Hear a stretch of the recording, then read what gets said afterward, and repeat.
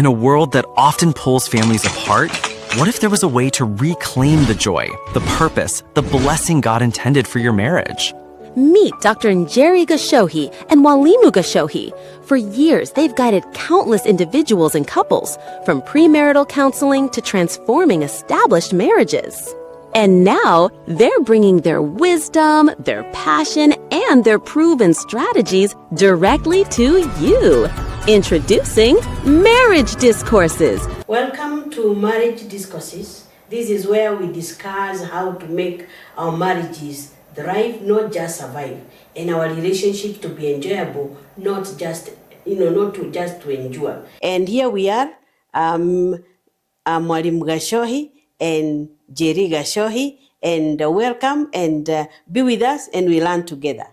Very well, and what we are actually basically discussing today is something that is in the book, in our book here, that we launched on 12th of July.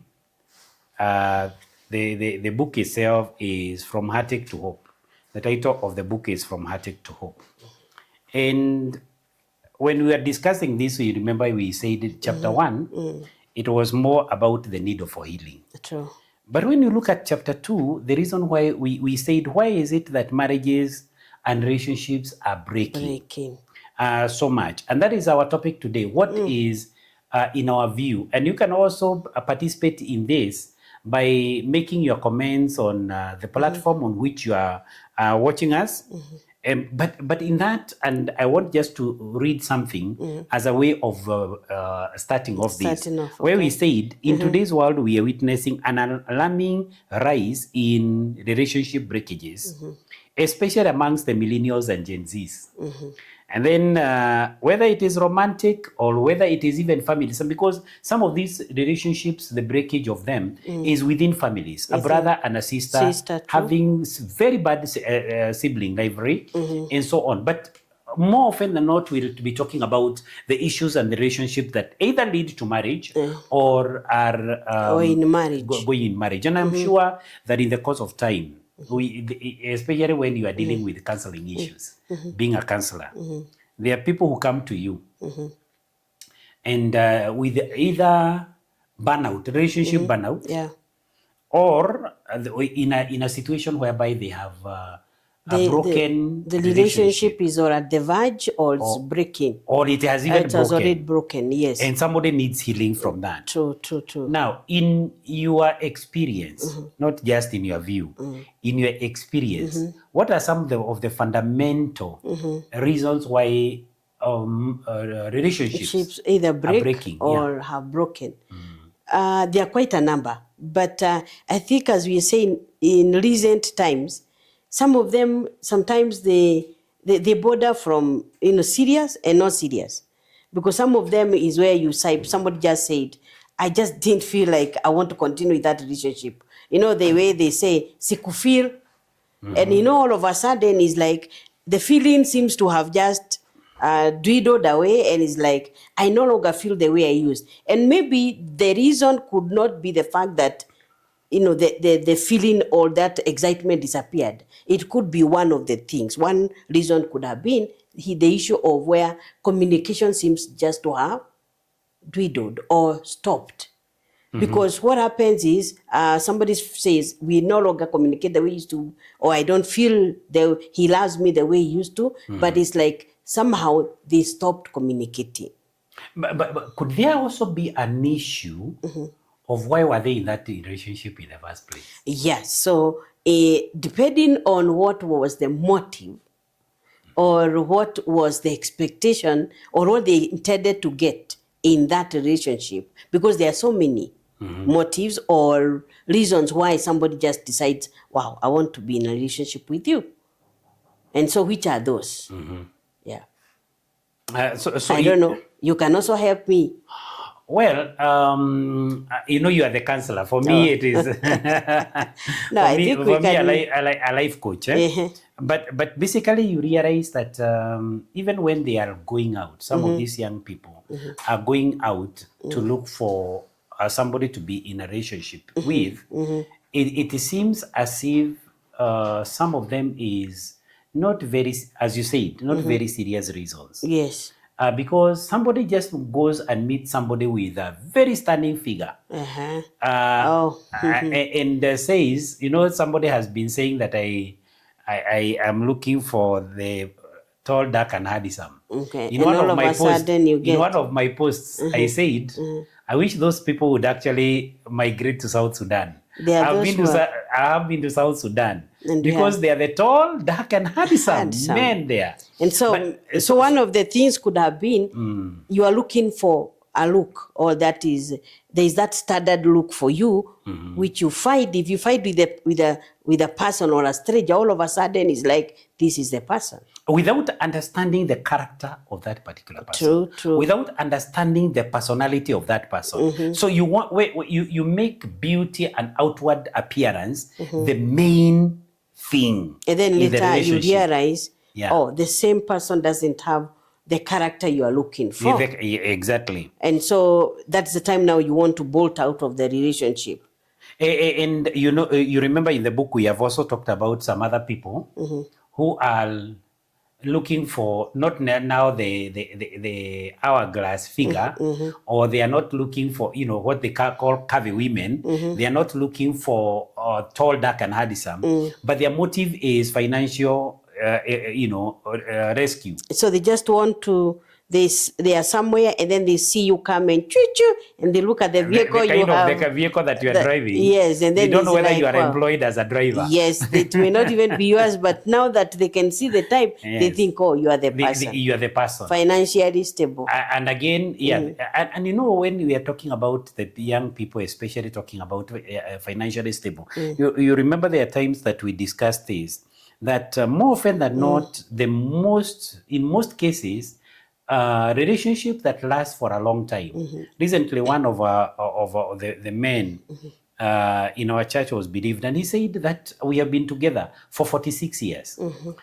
Most likely, if you look at the difference in terms of age between that man and his wife, it was not that massive. So what I want to say is that people tend to marry within an age set.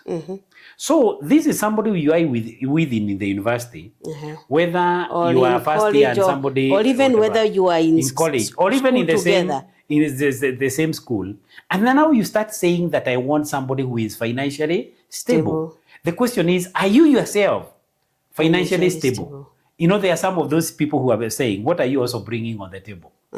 Are you yourself financially stable? So if you're looking for somebody who is financially stable, what probably somebody is looking for is a sponsor. It is, yes, they use that word. Not a husband. It's not a husband, it's a sponsor. And now what happens is that in that relationship, if we find like the motives are not correct or they are not right, because you see, if we don't get the correct motives, now you get the finances, yes, but now you miss out on the character. So that's why you find you get people who are in a relationship, yes, you're getting all that you'd have wanted in terms of money being taken out, but at what cost? Sometimes even to the cost of physical abuse. So sometimes people leave a relationship because he's saying he's or she is abusing, or she is verbally abusive and all that, because you see, character and money may not be just together. May not always be together. Yes.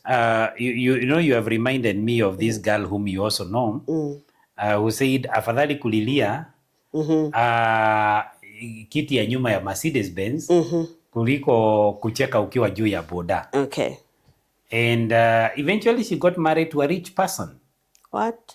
But you know very well that later on she was saying she was in a very, very abusive relationship. When you are saying afadhali kulilia nyuma ya Mercedes Benz. Okay, kiti ya nyuma ya Mercedes Benz. The issue is this: I would rather have the affluence. Yes. And I'm crying. Yes. But I have money. And the affluence. I don't care about how we are relating. And is she alone? Because there could be others. By the way, some of them still, or we have so many who think if I have money or I have everything that I need, then I have, and it doesn't matter whether we are really in good relationship, then it doesn't matter. And that reminds us when we started. I think you came from a better family than I did. In Now, terms of financial whatever, and stability and so on. And you yourself, you're not looking for a sponsor. And that's why I guess I thought maybe you had prospects of being a I don't know, maybe there was some what you call some kulikuwa na matumaini, but you see the issue is that I think by that time, we didn't have these words that we are using now at a dynasty and a hustler. So I don't know whether I can call you a hustler. Proper. I was a hustler, you are a dynasty. But basically what we are saying here is that when you look at the issue of somebody going into a relationship because of financial emasculation, in other words, is rescue. Yes. You want to be rescued financially, there is a possibility that you may end up not necessarily being happy. Okay. So that is one of them. But of course, there is also another one, which is right from the beginning, a foundational issue that if you go into a relationship with somebody who is either in another relationship or who has just broken a relationship or somebody who is already married, yes, you are setting up yourself for the reason is the problem is that we have this saying ati ni kujipanguza na wipes na kurudi soko. It's just like you are jumping from one relationship to another without even knowing what didn't work. Why did that break up? Which break up. So what you happen is that you come to a relationship with some wounds that have not been healed. So what happens, you set up yourself for failure in another relationship because you see this other person does not know what you went through. So let's say like there was a breakage of communication. So somebody hear these words, ghosting, I don't know, ati mtu mwekuwa naye for some time, then all of a sudden, fall silent, does not call, does not answer your phone, and still existing, and that's what they call ghosting. So somebody just now suddenly becomes a ghost. So now you may come into this relationship and all of a sudden you see like signs of that other relationship. Without knowing this is a different person. All of a sudden you are already up, very sensitive, like you don't call, you didn't do this, and it's like, where did that come from? And you have not said where it came from. Yes. Yeah. Sometimes they are called hidden packages. Yes. And somebody is coming with a package, yes, but that package is hidden. And you don't know what experiences they have had in the past. In psychology, we call it unfinished business. So you didn't finish it, you're trying to finish it here. And so somehow this is a very, the person is so innocent, does not know where you've come from. Okay. But we also have some other people who are getting into relationship, especially when they are in their late or early 30s or in their 30s. Let me just say in their 30s. As a result of societal pressure. Okay. A girl has remained so much for so long without getting married, and it's like now they are saying the issue here is when are you bringing, from the family, when are you bringing somebody home? Or even you say I'm coming home, and it's like peke yako, do you have somebody? It's like they expect when you say I'll be coming home for Christmas, like I'll have somebody. Now the society pressure can also cause you to always think this, I must. And so what happens if you feel like time has gone and people like, when, don't you think you're running behind? So what they do is now they try to settle. And very fast. They rush into a relationship. Yes. In a rush, yes, and probably without actually even understanding this person properly, and overlook so many things, yes, because all that you want to do is let this one get behind me, so just settle down, and it's like I continue with it without knowing now I have already put myself engaged in a relationship, and maybe there was never emotional connection, so you set yourself up now for quite a number of conflicts and upheavals. And I hope once we realize this may not be working, or we find ourselves in such a place, we will have to rethink. Anytime you find yourself rushed in a decision, make sure that before you jump in, think twice. Because but I think in the next episode, We will discuss that a little bit further. A little bit further, yes. We will discuss the issue of, you've said there is no emotional connection. Yes. And my question is, was there any emotional connection in the times of our forefathers? And number two, we know even cultures up to now where there is no, you don't even come to know the bride before. Now, how come that they survive? Anyway, thank you so much. I believe that you can also participate in this discussion, as we said. List up your reasons. Why do you think some of these relationships are not working? Yes. And let us now discuss that, especially on the issues of culture in the next episode. Thank you.